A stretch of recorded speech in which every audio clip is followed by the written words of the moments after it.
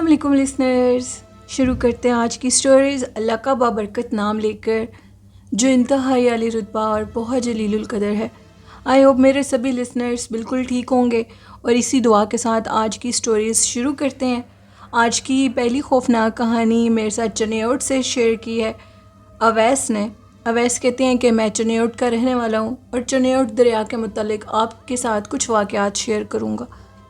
चनेयोट शहर एक काफ़ी कदीम दरिया है जिसका हिस्ट्री में भी नाम है और इसके मुतालिक कुछ ऐसे खौफनाक और पुरसरार हक़ाइक़ भी हैं जिनके मुतालिक शायद बहुत से लोग ना जानते हों, और आज मैं वो आपको बताना चाहता हूँ। क्योंकि मेरी मेरी जो पैदाइश का शहर है वो चनेयोट ही है और मैं बचपन से इधर आता जाता हूँ।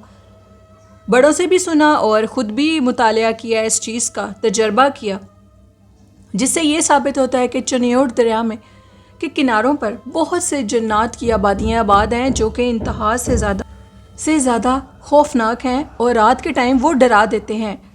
वो कहते हैं कि जब मैं छोटा था, मेरी उम्र 15 से 16 साल थी, मैं उधर जो किनारा था चनेयोट दरिया का, उधर हम सारे दोस्त मिलकर क्रिकेट खेला करते थे। काफ़ी मज़ा आता था, ठंडी हवा चलती थी गर्मियों के मौसम में, तो हम लोग उधर खेलने के लिए जाया करते थे।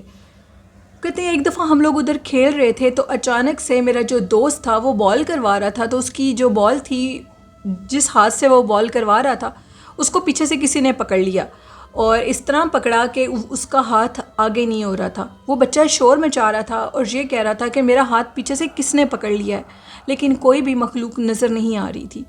उसके शोर मचाने पर बाकी बच्चे भी डर गए और सारे वहाँ से भाग गए और वो बच्चा भी भाग गया। जब वो हम लोग अपने घर तक पहुँचे तो उस बच्चे के मुताबिक उसके हाथ के ऊपर एक बहुत भारी हाथ के निशान थे, बड़ी बड़ी मोटी उंगलियां थीं जो कि सिर्फ 3 थीं, और वो निशान उसके हाथ और बाजू के ऊपर थे। काफ़ी लंबे वो हाथ थे। बच्चा बहुत ज़्यादा डर गया और उसके बाद हम लोगों ने उधर जाकर खेलना छोड़ दिया, क्योंकि ये चीज़ वाज़ेह हो चुकी थी कि वहाँ पर जिन्नात हैं और वो तंग कर रहे हैं। वो हमें, उनका दिल नहीं है कि हम लोग उधर खेलें। हमारे जो बड़े बुज़ुर्ग हैं उनके मुताबिक यहाँ पर जन्नात की टोलियाँ रहती हैं और वो बाकायदा तौर पर इसी तरह रहती हैं जैसे बाकी लोग जैसे हम लोग रहते हैं इधर।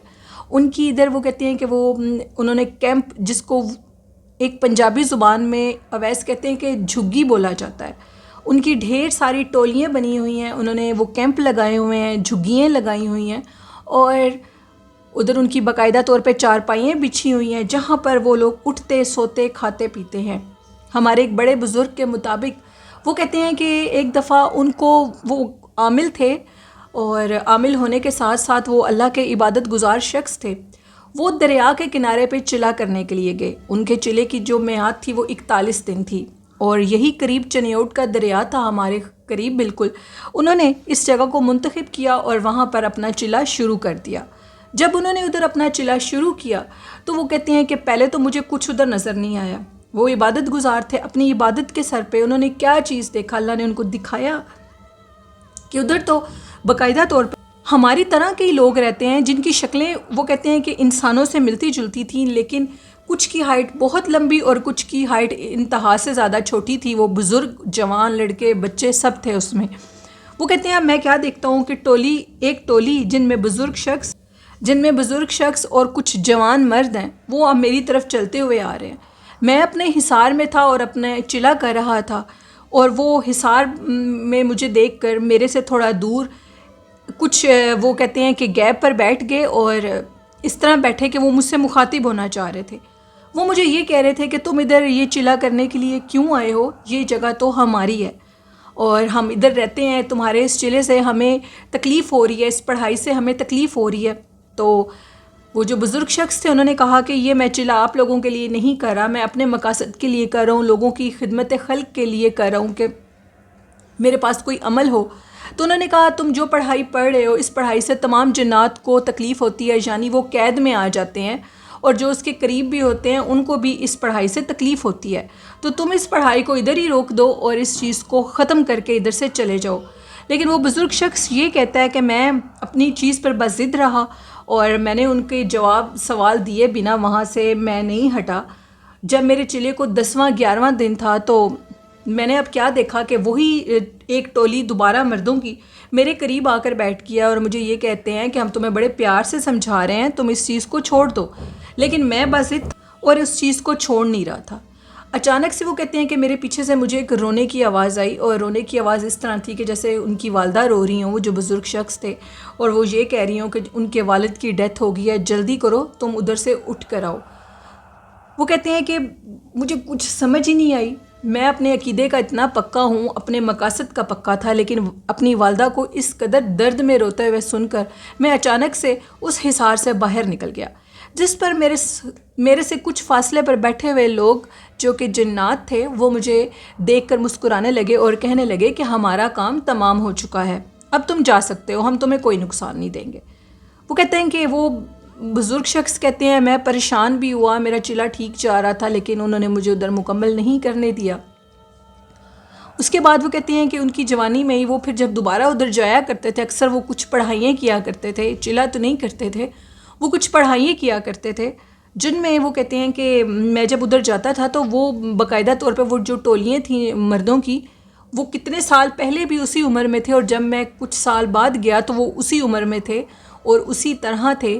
وہ میرے پاس آئے اور یہ کہنے لگے کہ ہم تمہیں نقصان نہیں دینا چاہتے تھے، اسی لیے ہم تمہارے والدین کے روپ میں تمہارے پاس آئے تاکہ تم اس چیز کو چھوڑ کر چلے جاؤ، اور اب تم ادھر دوبارہ آئے ہو، لیکن اب تم چلا نہیں کر رہے، اپنی پڑھائی کے مقصد سے آیا تو ہم تمہیں کوئی نقصان نہیں دیں گے۔ وہ باقاعدہ طور پر بزرگ شخص کے وہ دوست بن گئے، وہ جنات، وہ ادھر جاتے تھے ان کے پاس۔ وہ کہتے ہیں کہ باقاعدہ طور پر وہ مجھے بلاتے تھے، اپنے فنکشنز پہ بلاتے تھے، اپنی شادی بیاہ پہ بلاتے تھے، میری دعوت کرتے تھے، وہ بزرگ شخص ان کے پاس جا کر کھانا کھایا کرتے تھے۔ وہ کہتے ہیں کہ ان کے کھانے اتنے مزیدار ہوتے تھے، وہ اسی طرح رہتے تھے، جب ان کے پاس اس طرح کا کوئی انسان آتا تھا جس کو وہ خود پسند کرتے تھے اور اپنا آپ دکھاتے تھے، تو وہ ان کے سامنے انسانی روپ میں آتے تھے۔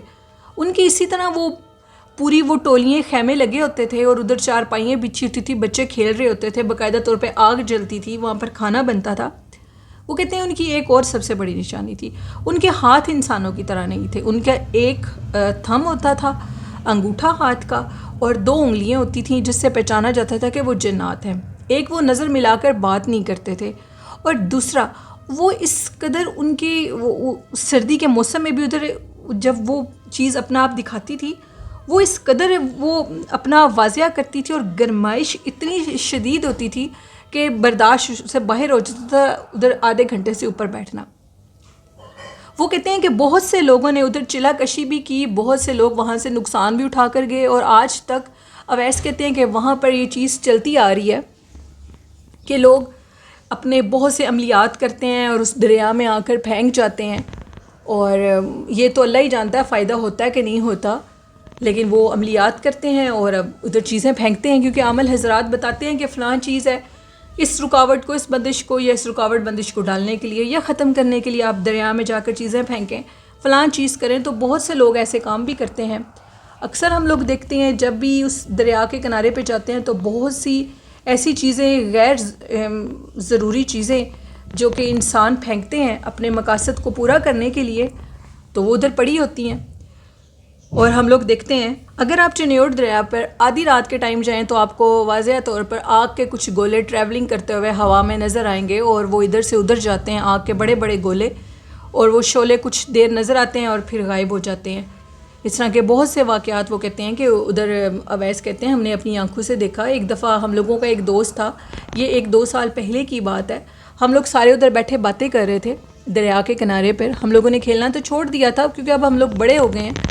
تو وہ کہتے ہیں کہ وہ ہم لوگ ادھر بیٹھ کے باتیں کر رہے تھے، اچانک سے میرے دوست ہے جو وہ کہتا ہے کہ مجھے یہ محسوس ہو رہا ہے کہ جیسے مجھے پیچھے سے کوئی میرا نام لے کر بلا رہا ہو۔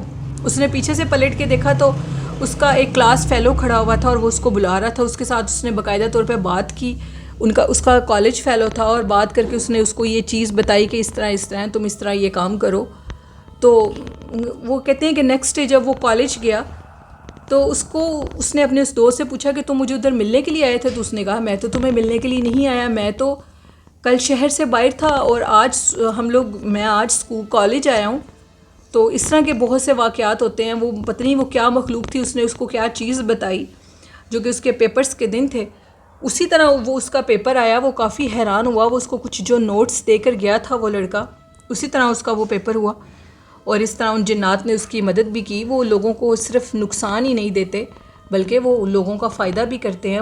اور ہمیں یہ لگتا ہے کہ وہ سب کے سب جنات مسلمان ہیں، کیونکہ جو بزرگ ادھر وہ عمل کر کے آئے تھے ان کے مطابق وہ سب مسلمان جنات تھے. وہ عبادت گزار تھے اور نماز وغیرہ بھی پڑھتے تھے.